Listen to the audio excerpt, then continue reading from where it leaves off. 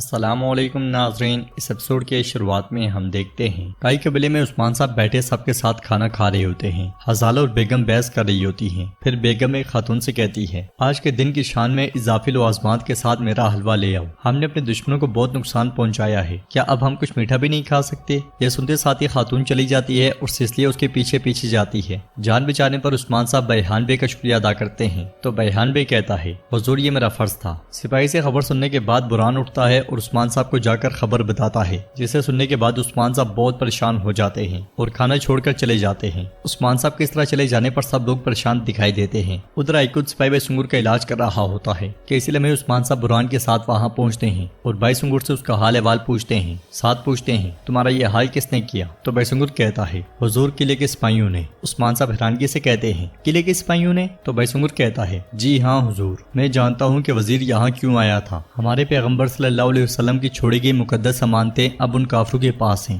یہ سن کر عثمان صاحب اور برہان حیران و پریشان ہو جاتے ہیں اور عثمان صاحب آگے بڑھتے ہوئے کہتے ہیں، یہ کیسے ہو سکتا ہے؟ باہر ہم دیکھتے ہیں کہ خاتون حلوہ لے کر جا رہی ہوتی ہے۔ آگے بڑھتے ہوئے سسلیہ اسے جان بوجھ کے ٹکراتی ہے اور زہر اس حلوے میں انڈیل دیتی ہے۔ وہ خاتون سسلیہ سے کہتی ہے، خاتون دیکھ کے چلو جہاں بھی جا رہی ہو۔ جواباً سسلیہ کہتی ہے، مجھے مکڑیوں سے بہت ڈر لگتا ہے۔ یہ سنتے ساتھ ہی وہ خاتون آگے بڑھ جاتی ہے اور سسلیہ زہر والی انگوٹھی بند کر دیتی ہے۔ اگلے ہی لمحے میں سسلیہ ہزال کے خیمے میں جا گھستی ہے، مگر ایک طرف کھڑا یوسف اسے دیکھ جاتا ہے اور حیرانگی سے کہتا ہے، یہ خاتون ہزال خاتون کے خیمے میں کیا کر رہی ہے؟ یہ کہتے ساتھ ہی یوسف آگے بڑھ جاتا ہے۔ ادھر حلوہ بیگم کے سامنے رکھا ہوتا ہے۔ حلوے کو دیکھتے ہوئے گونچا کہتی ہے، اس سے بہت اچھی خوشبو آ رہی ہے، یہاں تک کہ میرا بھی دل کر رہا ہے۔ یہ سنتے ساتھ ہی بیگم حلوہ گونچا کو دے دیتی ہے۔ سسلیہ بھی وہیں پہ آ کر واپس بیٹھ جاتی ہے۔ گونچا خوش ہوتے ہوئے حلوہ کھانے لگ جاتی ہے اور حلوہ اسے کافی مزیدار لگتا ہے۔ اگلے لمحے عثمان صاحب بھی خیمے میں واپس آ جاتے ہیں۔ بیحان عثمان صاحب سے پوچھتا ہے، عثمان صاحب کیا خیریت ہے؟ تو عثمان صاحب کہتے ہیں، مقدس امانتوں کو چوری کر لیا گیا ہے۔ یہ سن کر سب بہت پریشان ہو جاتے ہیں اور گنجر بھی کہتے ہیں، آج مسلمانوں کے لیے سیاہ ترین دن ہے حضور۔ بیحان بھی کہتا ہے،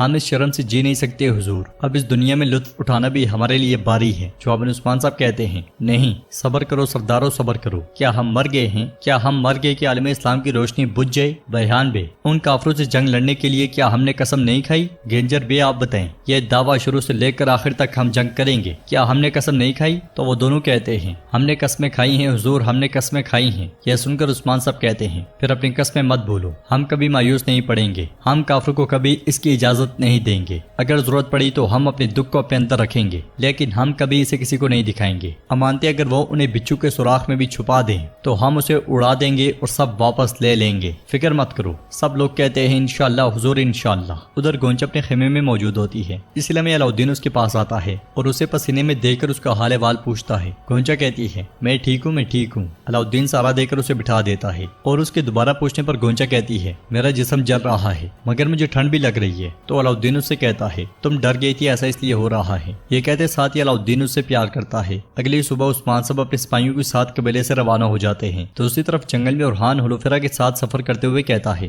ہم اگر مقدس امانتیں تلاش کرنے میں ناکام ہوئے تو بہت خونریزی ہوگی۔ حلوفرا کہتی ہے، رومیوں اور مسلمانوں کے درمیان دشمنی مزید بڑھے گی، کاش ہم اسے روک سکتے۔ اورحان اس سے کہتا ہے، امانتوں کے بارے میں کچھ بھی سنا تو مجھے بتاؤ گی، ہے نا؟ حلوفرا کہتی ہے، ہاں بالکل۔ ساتھ ہی اورحان رکتے ہوئے کہتا ہے، حلوفرا وہ لوکاس، تم اس پہ زیادہ بھروسہ نہ کرنا۔ جواباً حلوفرا کہتی ہے، کمانڈر لوکاس کسی دوسرے بازنطینیوں جیسا نہیں ہے جو میں نے پہلے دیکھے ہیں، وہ رحم کرنے والا اور انصاف پسند ہے۔ مگر اورحان کہتا ہے، حلوفرا پھر بھی میری بات یاد رکھنا، میں تمہیں دشمن کے پاس بھیج رہا ہوں، تمہیں کچھ ہو جائے گا اس لیے میں صرف پریشان ہوں۔ جواباً حلوفرا کہتی ہے، اورحان وہ میرا گھر ہے۔ تو اورحان دل پہ ہاتھ رکھتے ہوئے کہتا ہے، نہیں، تمہارا گھر یہاں ہے۔ یہ سن کر حلوفرا مسکرا دیتی ہے اور دونوں آگے بڑھ جاتے ہیں۔ دوسری طرف عثمان صاحب آندھی اور طوفان کی طرح اپنے ساتھیوں کے ساتھ آگے بڑھتے ہی چلے جاتے ہیں۔ ادھر ہم دیکھتے ہیں کہ کائی قبیلے میں علاؤدین خیمے کے باہر لکڑیاں کاٹ رہا ہوتا ہے۔ اس لیے میں گونچا اس کے لیے مشروب لے کر آتی ہے اور گونچا بہت مشکل سے چل رہی ہوتی ہے۔ کچھ دیر کے بعد وہ جیسے ہی لڑکھڑاتی ہے تو علاؤدین اسے سہارا دیتا ہے۔ گونچا کے ہاتھ سے مشروب گر جاتا ہے اور وہ علاؤدین سے کہتی ہے، علاؤدین وقت آ گیا ہے۔ گونچے بھی بھاگتی بھاگتی ان کے پاس آتی ہے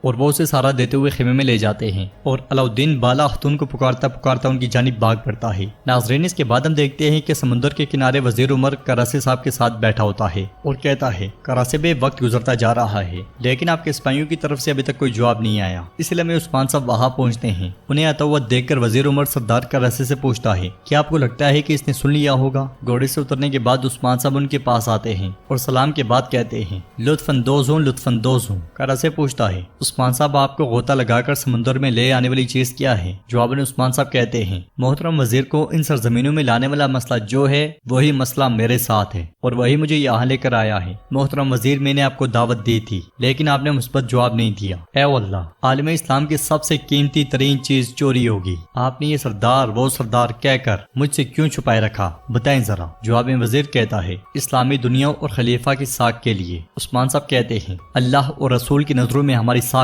گر گئی، کوئی چیز اس سے زیادہ قیمتی ہے کیا؟ بہرحال جو بھی ہوا، اب بتائیں کہ خلیفہ سے کوئی دشمنی کی حالت میں ہے کیا؟ کون اور کیوں چرائے گا؟ جواباً وزیر عمر کہتا ہے وہ راہبوں کے بیس میں کوئی تھے، میں تو سوچتا ہوں کہ وہ کسی فرقے سے تعلق رکھتے تھے لیکن ہمارے پاس کوئی اور سراغ بھی تو نہیں ہے۔ سردار کرا سے کہتا ہے سرحدوں تک محترم وزیر نے ان کا پیچھا کیا لیکن جب انہوں نے نشانات کھو دیے تو اس سرزمین کے سب سے طاقتور شخص یعنی کہ میرے پاس آئے۔ یہ سن کر عثمان صاحب کہتے ہیں یعنی کہ تمہاری طاقت بھی کافی ثابت نہیں ہوئی؟ ہاں کرسی صاحب، آپ راہبوں کو کہاں تلاش کر رہے ہیں بتائیں؟ تو سردار کرسی کہتا ہے آس پاس جتنی بھی خانقاہیں ہیں اور گرجا گھر ہیں، آپ بتائیں اس کے علاوہ کہاں ہو سکتے ہیں؟ یہ سن کر عثمان صاحب کہتے ہیں جنہیں تم راہب کہتے ہو وہ صرف گرجا گھروں میں نہیں ہوتے، ہمارے درویشوں کی طرح پہاڑوں میں، غاروں میں، وقت آنے پہ وہ کسی بھی جگہ چھپ سکتے ہیں، سب مل کر تلاش کریں گے۔ مگر سردار کرسی منہ بناتے ہوئے کہتا ہے ہم پہلے سے ہی تلاش میں ہیں، اگر آپ اتنے مخلص ہیں تو اپنے بلبوتے پہ تلاش کریں۔ جواباً عثمان صاحب کہتے ہیں آپ اس طرح کے عظیم مقصد میں بھی علیحدگی کو پسند کر رہے ہیں، آپ کے لیے شرم کا مقام ہے کرسی بے۔ یہ کہتے ساتھ ہی عثمان صاحب چلے جاتے ہیں۔ وزیر عمر بھی اٹھ کے آگے بڑھ جاتا ہے، انہیں جاتا ہوا دیکھ کر سردار کرسی کہتا ہے اگر میں نہ ڈھونڈ سکا تو لوکاس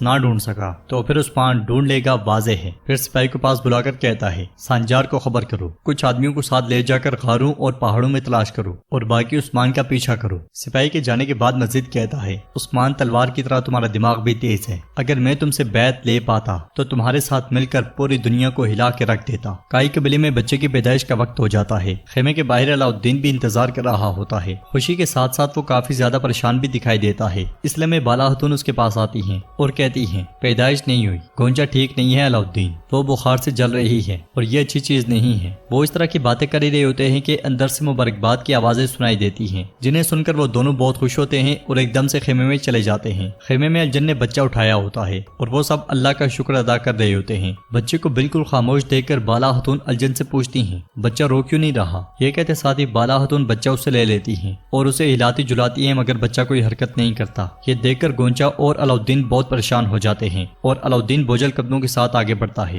بالا خاتون پوری کوشش کرتی ہے مگر بچے کی طرف سے کوئی جواب نہیں ملتا۔ یہ دیکھ کر علاؤالدین بچہ اٹھا لیتا ہے، ان کی بے چینی بڑھتی جاتی ہے، گونچا کی طبیعت بھی خراب ہونے لگتی ہے۔ یہ دیکھ کر علاؤالدین بچہ بالا خاتون کو دیکھ کر گونچا کے پاس آتا ہے، گونچا منہ سے جاگ پھینک رہی ہوتی ہے۔ یہ دیکھ کر علاؤالدین پریشان ہوتے ہوئے کہتا ہے ماں اسے زہر دیا گیا ہے، جلدی سے کڑا ہوا دودھ، کالے تل اور شہد لے کر آؤ، جلدی، میں تریاق تیار کروں گا۔ یہ سنتے ساتھ ہی خواتین بھاگ پڑتی ہیں۔ علاؤالدین تریاق بنانے لگ جاتا ہے اور بالا خاتون بچے کو دیکھتے ہوئے بہت غمگین ہو جاتی ہیں۔ تو ناظرین نیکسٹ ایپیسوڈ میں کیا ہونے والا ہے اور یہ الزام کس پہ آئے گا، کیا مجرم سامنے آ جائے گا، بہت سے سوالات ہیں جن کا جواب ہم جانیں گے پارٹ 5 میں۔ اگر آپ کو ویڈیو پسند آئے تو ویڈیو کو لائک کر دیں، چینل کو سبسکرائب کریں اور بیل آئیکن پر لازمی سے کلک کر دیں۔ انشاءاللہ ملتے ہیں نیکسٹ ویڈیو میں، تب تک کے لیے رکھیں اپنا اور اپنوں کا بہت زیادہ خیال۔ اللہ نگہبان۔